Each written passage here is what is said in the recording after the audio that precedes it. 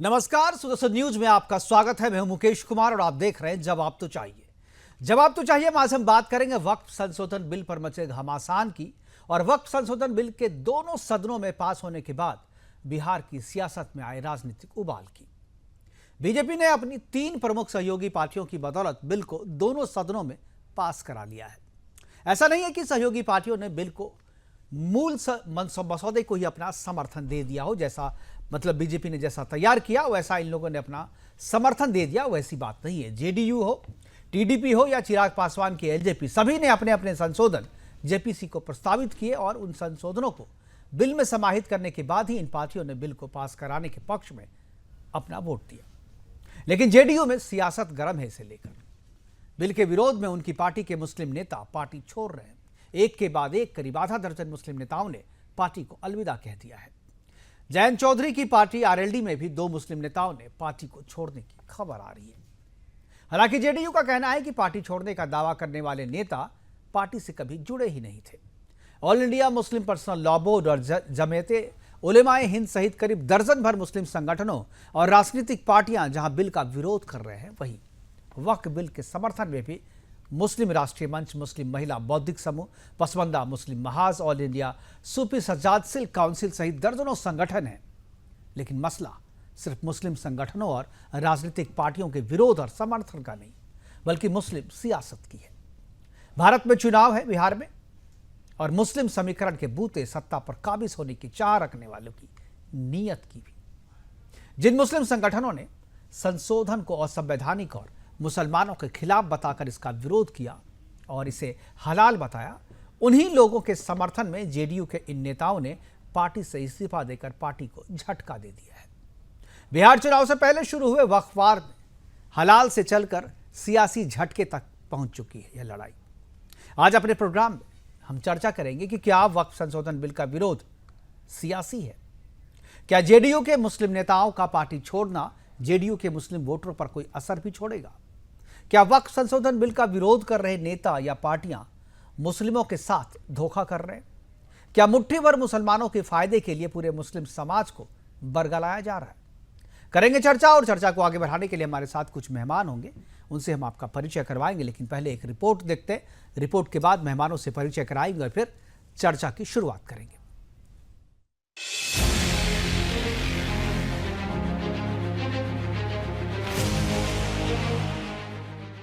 वक्फ संशोधन बिल सदन के दोनों सदनों में पास हो गया है और राष्ट्रपति की मंजूरी का इंतजार कर रहा है।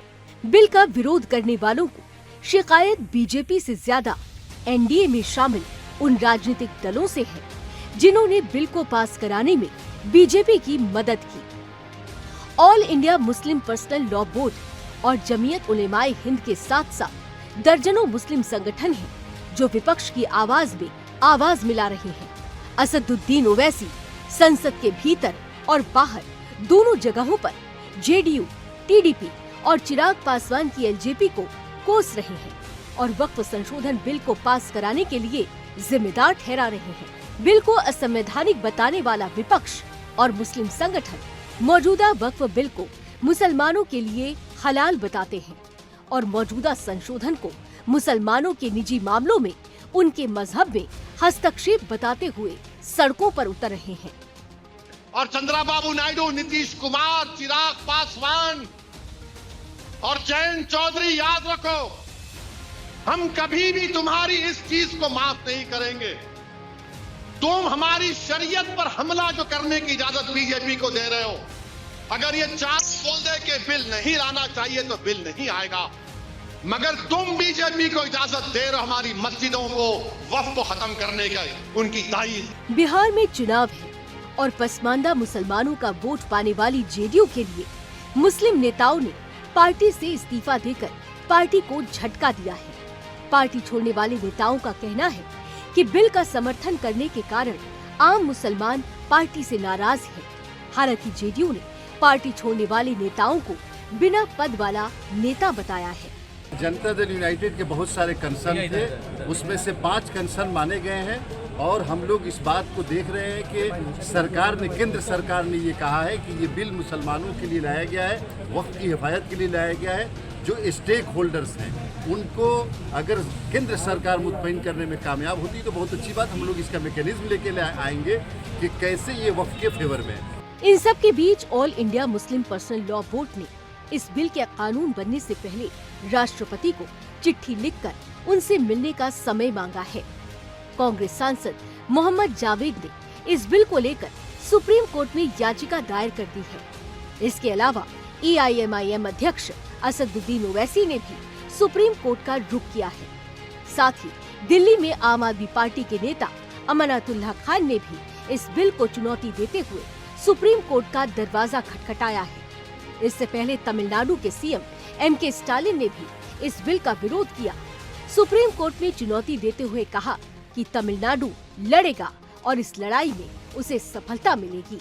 वहीं इधर सत्ता पक्ष के नेताओं ने इस बिल का स्वागत किया और इसे गरीबों के हित में बड़ा कदम करार दिया।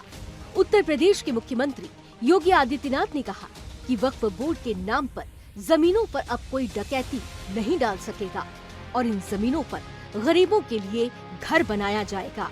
परसों ही देश की संसद में वक्फ बोर्ड संशोधन अधिनियम पारित किया है। अब वक्फ बोर्ड के नाम पर जमीनों पर कोई डकैती नहीं डाल सकता है, लूट खसोट नहीं हो सकती है, चौराहे की जमीनों पर कोई कब्जा नहीं कर सकता है।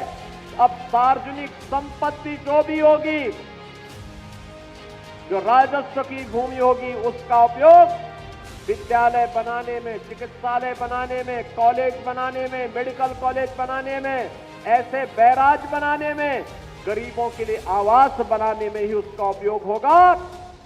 किसी बोर्ड के नाम पर लूट खसोट हमेशा के लिए लगाम लगाने का काम किया है।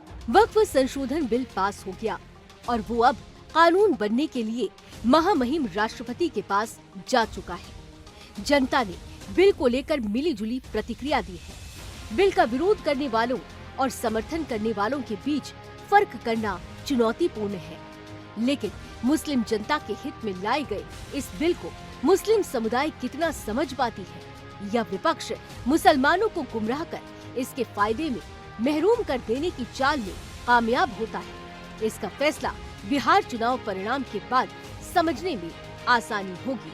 Bureau report, Sudarshan news.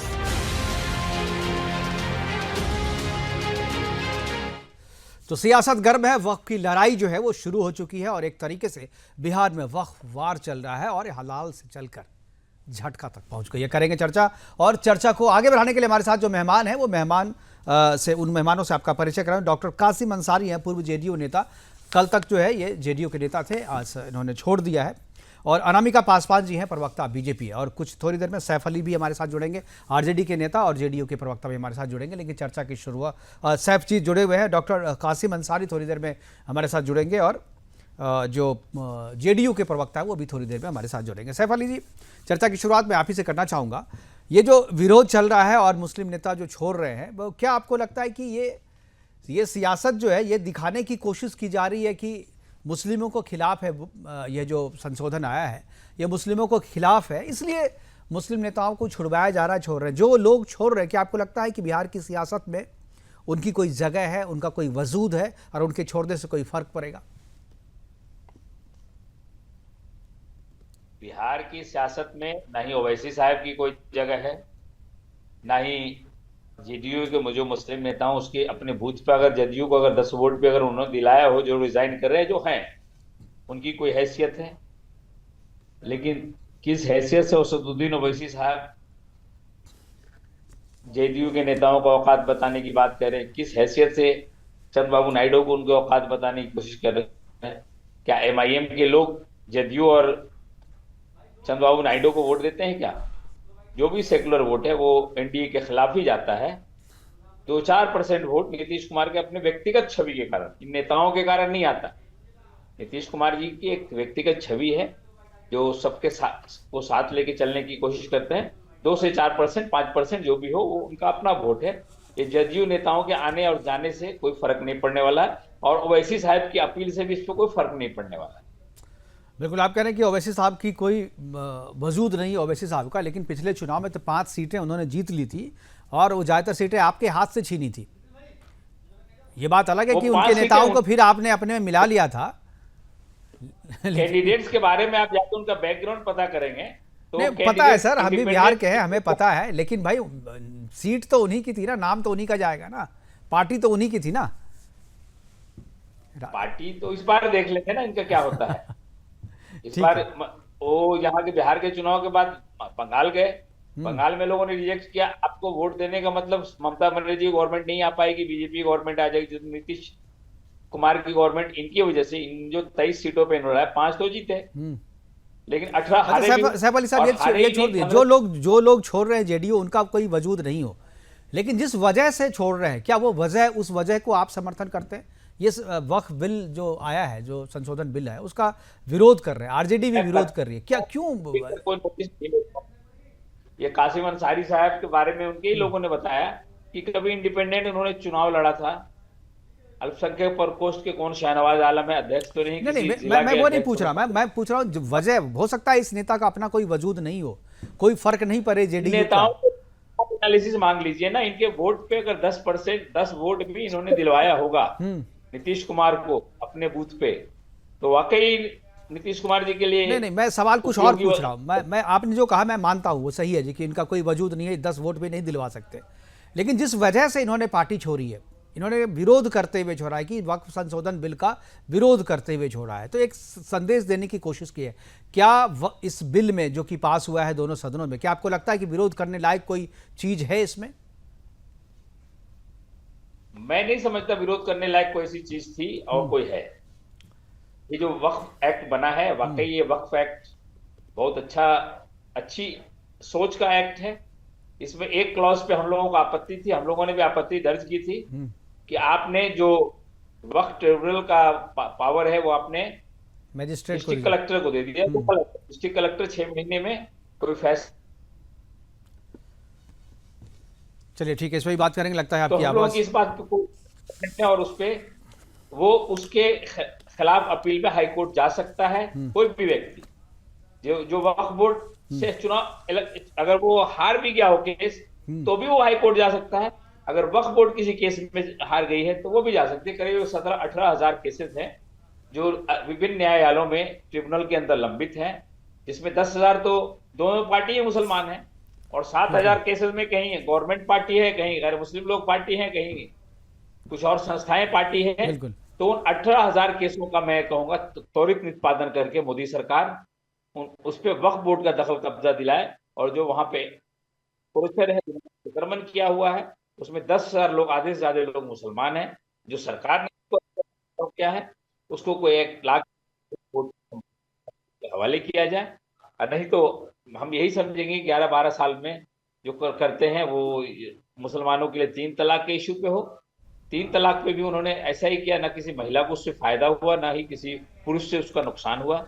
ठीक है सर, मैं आऊंगा आपके साथ। अनामिका पासवान जी हमारे साथ बीजेपी के प्रवक्ता हैं, वो भी जुड़ी हुई हैं। अनामिका जी, स्वागत है आपका। और इस बिल का जो विरोध हो रहा है, उस विरोध को तो हम जान रहे हैं कि विरोध क्यों हो रहा है, सियासत का मामला, लेकिन जेडीयू के जिन नेताओं ने छोड़ा है, आरएलडी से भी कुछ नेताओं ने छोड़ा है, क्या आपको लगता है कि इसका कोई असर होगा या केवल एक सांकेतिक है, संकेत के तौर पे छोड़ा है लोगों ने? क्या एनडीए में, बिहार एनडीए में कोई फर्क पड़ेगा? सबसे बड़ी बात है कि जिन लोगों ने छोड़ा है वो पार्टी के हार्डकोर कार्यकर्ता है ही नहीं, और जिनसे पार्टी को फर्क पड़ जाए। जैसे समंदर है, समंदर से अगर कोई 1 गिलास पानी लेकर पी भी लेगा या कोई फेंक भी देगा बाहर, तो समंदर को कोई फर्क नहीं पड़ता। और जहां तक वक्फ बिल की बात है, तो अब ये लोग कोर्ट जा रहे हैं, ओवैसी जी कोर्ट जा रहे हैं, मैंने आप ही के चैनल पे सुना, मोहम्मद अनवर जी कोर्ट जा रहे हैं।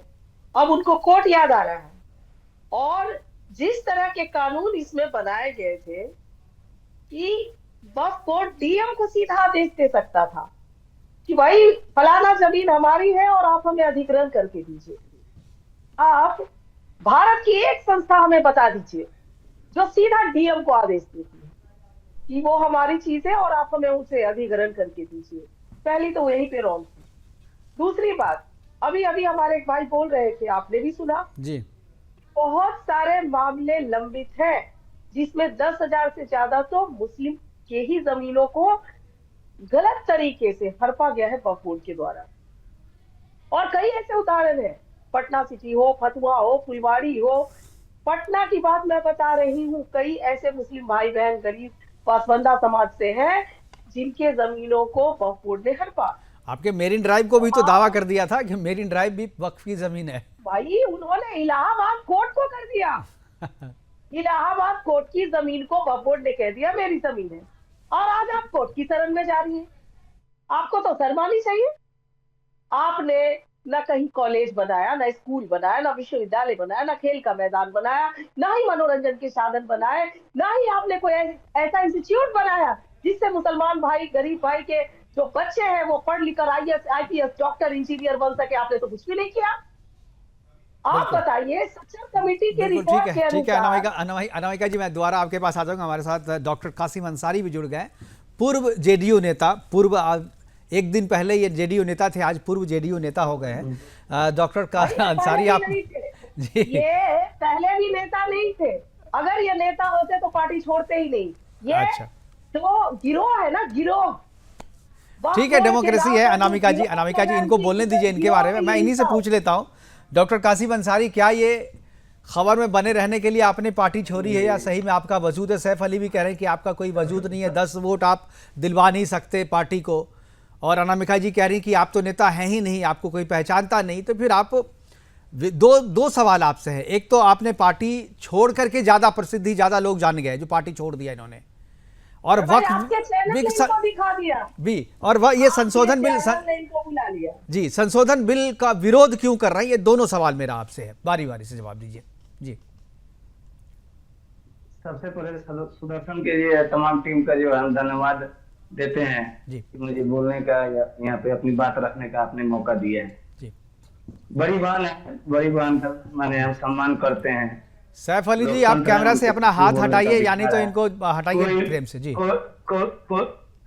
कोई बड़ा कोई छोटा नेता नहीं होता है। इसी सड़क से जो है, ये प्रजातंत्र नहीं है कि कोई नेता पेट से पैदा होता है।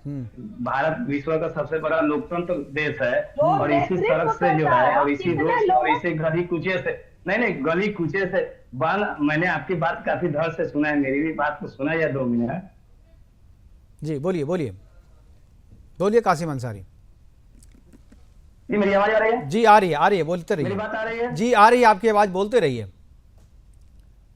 जी। तो यही लोकतंत्र में यही रास्ता है जिससे कोई भी बड़ा या छोटा होता है, और हम उनका सम्मान करते हैं, उनका जो अपना विचार है रखा। ठीक, आप बताइए आप विरोध क्यों कर रहे हैं? जो ये पहली बार जो है वक्फ बिल में अमेंडमेंट या संशोधन नहीं हुआ है। कई बार पहले भी हो चुका है, पिछले सरकारों ने भी किया है, लेकिन इतना हाई पावर नहीं हुआ। लेकिन इस बार जो है हाई पावर इतना देश भर में, खास तौर से जो है इस देश के जो है एक अल्पसंख्यक में बड़ी माने बहुसंख्यक जो है, अल्पसंख्यक में भी बहुसंख्यक जो मुस्लिम तबका है, इसलिए सशक्त है और डरा हुआ भयभीत है। इसमें कुछ बुनियादी बात है इस संशोधन में जिसको जो है समझ नहीं पा रहे हैं। मैंने बहुत सारे साथी जो हैं, हम आरोप नहीं लगा रहे हैं, मेरे साथ समझ नहीं पा रहे हैं।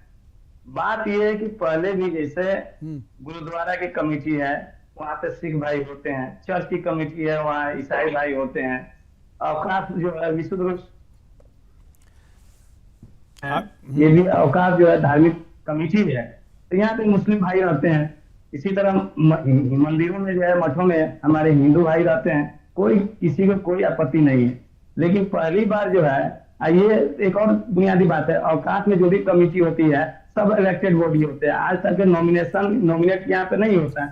पहली बार जो है केंद्र की कमेटी में और राज्य की कमेटी में जो है सरकार द्वारा इस कानून के तहत 2 सदस्य को नॉमिनेट करेंगे, और वो भी दोनों गैर मुस्लिम।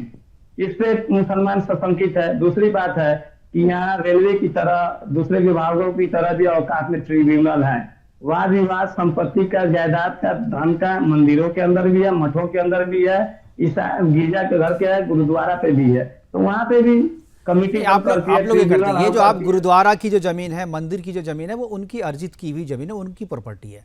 और उसमें ट्रस्ट द्वारा जो है वो नियंत्रित, वो ट्रस्ट अलग है। आपके पास जो वक्फ जो है, वक्फ में एक दान की हुई है, वक्फ में दान की हुई जमीनें और वो ट्रस्ट के द्वारा है। आप देखिए दो तीन चीजें, इस पे बहुत सारी चीजें बहुत बार सारे नेताओं ने जो है क्लियर कर दिया। मैं एक चीज पूछना चाहता हूँ, जो आपने बोला जो पहले भी संशोधन हुआ है, नहीं मैं एक सवाल, केवल एक सवाल, छोटा सा सवाल है, मैं दूंगा, आप ही से पूछ रहा हूँ, आप ही से पूछूंगा, आप कंप्लीट कर लीजिएगा उसको। आप बोलिए आप पिछले इस संशोधन से पहले जो है, जो संशोधन हुए थे, उससे आपको पर्सनली क्या फायदा हुआ वक्फ से, जरा वो मुझे बताइए। तो आपको फायदा होगा तो समाज को भी हुआ होगा, जरा बताइए क्या फायदा हुआ आपको वक्फ से।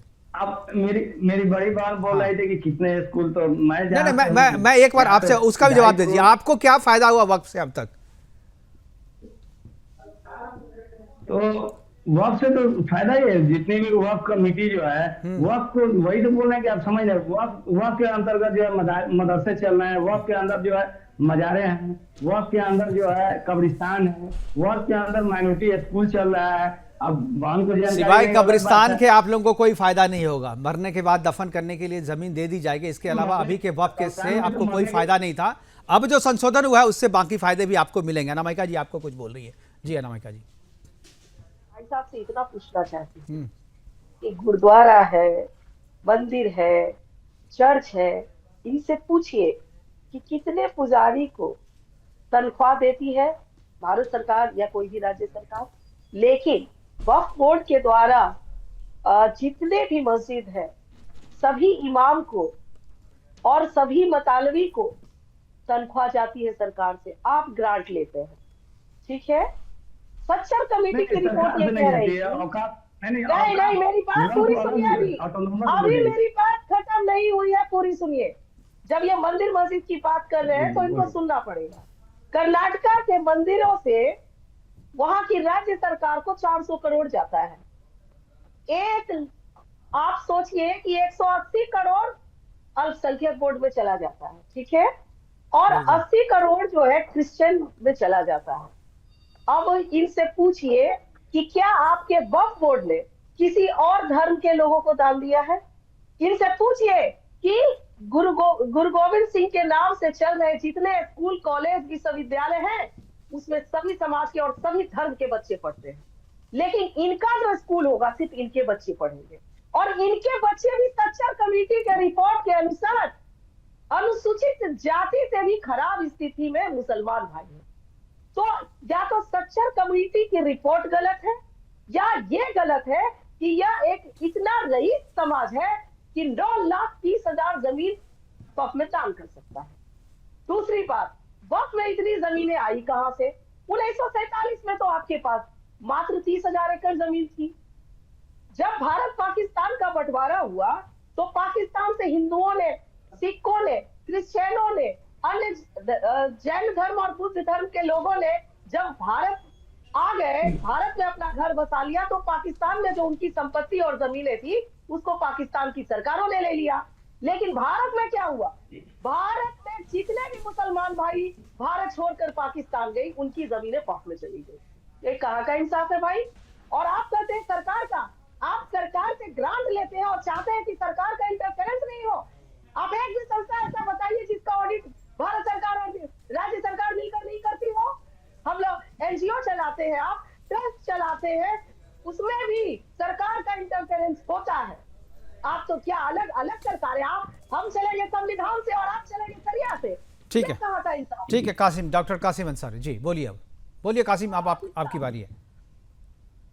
कासिम आपको आवाज आ रही है? जो है सभी जी संविधान से ही चलते हैं, सभी जो है अनामिका बोलने दीजिए। जमीन का घोटाला करते हैं। ठीक है अनामिका जी, आपने बोल लिया, अब इनको जवाब ले लीजिए। जी कासिम बोलिए कासिम। वह भारत के मुसलमान भी संविधान में अटूट विश्वास रखता है, यहाँ के कानून व्यवस्था में विश्वास रखता है। ऐसा नहीं है कि जमीन और संपत्ति का जो है विवाद सिर्फ औकाफ और मुसलमानों के अंदर है। क्या मंदिरों के अंदर नहीं है? क्या मठों के अंदर नहीं है? आए दिन गोली, आए दिन बंदूक चल रहा है, मर्डर हो रहा है, गुरुद्वारा के अंदर नहीं है। लेकिन ये मिसमैनेजमेंट का मामला है तो हर जगह जो है ट्रिब्यूनल है, इस देश में कोर्ट कानून है, वहां पे भी सैकड़ों हजारों औकाफ के केस जो है सुप्रीम कोर्ट में मामला है, हजारों मामला है। कासिम जी, ये तो ठीक है, देखिए ये जो तकनीकी बातें हैं, तकनीकी बातें होती रही है। मैंने एक बहुत सिंपल सवाल पूछा था इनको आपसे तकनीकी कि बातें पूछिए ना कि तकनीक वक्फ बोर्ड से आपको बाद फायदा में जो क्या आरोप हुआ? लगाया कि वक्फ बोर्ड से 200 मुसलमानों का कब्जा है, मुट्ठी भर मुसलमानों का कब्जा है, और वो मुट्ठी भर मुसलमान जो है पूरे मुस्लिम समाज को अपने हिसाब से चला रहा है। तो आप बताइए। वही तो उस वक्त कंप्लीट नहीं कर, हाँ। वही कंप्लीट नहीं कर रहे। मेरे यहाँ, मैं मोतिहारी जिला से हूँ, पूर्वी चंपारण जिला है, चंपारण ऐतिहासिक धरती है, जानता हूँ। बापू कर्मभूमि। यहाँ पे अवकाश या 2.5 करोड़ की कम्युनिटी हॉल बनी है, जहाँ पे गरीब लोगों का जो है बिना धर्म देखे वहाँ जो शादी ब्याह होता है, मीटिंग होता है, कोई कार्यक्रम होता है। अवकाश की 2.5 करोड़ की जमीन है। कई हमारे वो- शिक्षण संस्थानों में धर्म के आधार पर भेदभाव नहीं किया वो जो जाता। कम्युनिटी हॉल जो वक्फ ने बनाया है, वो आपको फ्री में मिलता है क्या? कम्युनिटी हॉल आपको फ्री में? वही है ना, वो चार्जेस है, वो चार्ज, वो जो कमाई है, वो जो कमाई वक्फ को जाती है, उससे आपको नहीं, बहुत न्यूनतम जो है उसका मेंटेनेंस चार्ज रखा गया है। ठीक है, कम जितना उसको मिलना चाहिए। देखिए, maintenance जहाँ के लिए जो मिलना चाहिए, वक्फ का काम क्या था? नहीं, स्कूल बनाते, बिना धार्मिक कॉलेजेस बनाते, भेदभाव के अवकाश हॉस्पिटल के जो है बनाते, स्कूलों मुस्लिम में- बच्चों को स्कूलों ट्रेनिंग में- देते। जो सच्चर नहीं, कमेटी की जो रिपोर्ट है, सच्चर कमेटी की रिपोर्ट में जो मुस्लिमों की बदहाली दिखाई गई है, वो अगर वक्फ कमेटी चाहती, वक्फ बोर्ड चाहता, तो ये बदहाली दूर किया सकता, इतना पैसा उसके पास आ सकता था। लेकिन उसने नहीं किया इस तरीके, क्योंकि वो अपने तरीके से कब्जा करके एक निजी संपत्ति की तरह उसे चलाता रहा। और अब जो सरकार ने संशोधन किया, इससे आपको फायदा होगा, आपके समाज को फायदा होगा। जी, एक बात तो कहने में कोई बुराई नहीं है कि ये जो चीजें हैं औकात में, पहले भी कुछ न कुछ गड़बड़ी रही है, जिसमें जो है वक्तन फवक्तन सुधार होता रहा है, और आगे भी लोग सुधार इसी कमेटी के जरिए होता था, इसी ट्रिब्यूनल के जरिए होता था। थोड़ा बहुत मिसमैनेजमेंट तो हर जगह है। अब उसको बहुत बड़ा इशू ये नहीं था। ठीक है, इसको आऊंगा जो अनामिका जी, आ रहा हूं घंटे आपके के पास, चोट- आ रहा हूं अनामिका जी। घंटे के चोट पे कानून बना के और उसमें जो है ट्रिब्यूनल के अधिकार को छीन के और सीधे जो है जिलाधिकारी के हाथ में, और जिलाधिकारी जो है सरकार के नुमाइंदे होते हैं, राज्य सरकार के नुमाइंदे होते हैं, उनके आपको जरिए उसमें क्या है, है जो सही चीज है वो सही मिले, जो दान करना चाहता है वो दान करे, जिसके पेपर्स हैं वही रहे उनके पास। इसमें क्या, ये ट्रांसपेरेंसी लाने की कोशिश की गई है, इसमें क्या गलत है? ये तो सबके साथ होना चाहिए, स्वागत करना चाहिए आपको। चलिए, हमारे पास समय की कमी है सर, ले लूंगा मैं। एक बार अनामिका जी कुछ बोलना चाह रही है। अनामिका जी, मैं आऊंगा। इतना पूछना चाहती हूँ कि सच्चर कमेटी की रिपोर्ट ये कह रही थी कि 12,000 करोड़ सालाना इनकम होना चाहिए था वक्फ बोर्ड का। 2006 में ही 2023 में आप देखेंगे तो 166 करोड़ आया, और वो 2024 में घटकर 1 करोड़ 30 लाख। इतना बड़ा घोटाला! इनको पारदर्शिता पसंद नहीं है, घोटाला पसंद है। ओवैसी जी तो इसलिए उछल के लड़ रहे हैं ना, क्योंकि उनका 300 करोड़ का घोटाला सामने आ जाएगा। हैदराबाद में कई ऐसे होटल और इमारतें हैं जो वक्फ बोर्ड की जमीन पे बने हुए हैं, और वहां से किराया वो लिखते हैं 500, वसूलते हैं 50,000। वो राज उनका सामने आ जाएगा, इसलिए वो दौड़ के सुप्रीम कोर्ट जा रहे हैं। और अब बिल्कुल उनको ठीक है, कोर्ट ठीक है में जाना- अनामिका जी, ये तो चर्चा चलती रहेगी, लेकिन अभी बात हमने शुरू की थी कि विरोध के नाम पे पार्टी छोड़ करके जो अपनी लोकप्रियता एक झटका देने की जो कोशिश कर रहे हैं और इस विरोध को हलाल बता रहे हैं, जावेद साहब, क्या आपको सही में लगता है कि ये जो झटका आप दे रहे हैं, सही में झटका लगेगा पार्टी को, या झटका आपको लगेगा? क्योंकि पार्टी में इससे पहले भी आपकी कोई वैसी भूमिका नहीं थी, जिस तरीके से आप अगर इस्तीफा देते या पार्टी छोड़ते तो पार्टी को कोई नुकसान नहीं है, लेकिन ये संकेत देने की कोशिश कर, क्या आप दूसरी अपनी पार्टी बनाएंगे या किसी पार्टी में जा भी रहे हैं आप? कासिम, ओवैसी की पार्टी में जाएंगे। अरे हंस रहे आप। ठीक है, चलिए, हमारे पास आवाज नहीं आ रही डॉक्टर कासिम। ये आप बहन आप एजेंडा पर बात नहीं कीजिए। संशोधन पे तो समझ तो आप कहाँ जा रहे हैं? जाइए। ओवैसी के साथ जा रहे हैं क्या डॉक्टर कासिम अंसारी? एकदम नहीं अभी नहीं कहीं अभी नहीं जा रहे हैं। चलिए, ठीक है। वैसे आप जिस सब्जेक्ट पे और जिस विषय पे आपने छोड़ा है, पार्टी आपको ओवैसी की पार्टी सूट करती है, आप जाएंगे भी तो मुझे लगता है कि कोई ज्यादा फर्क नहीं पड़ेगा। अनामिका जी जो कह रहे हैं, नहीं हर बात बोलना शू करना थोड़ी होता है। करने वाला है।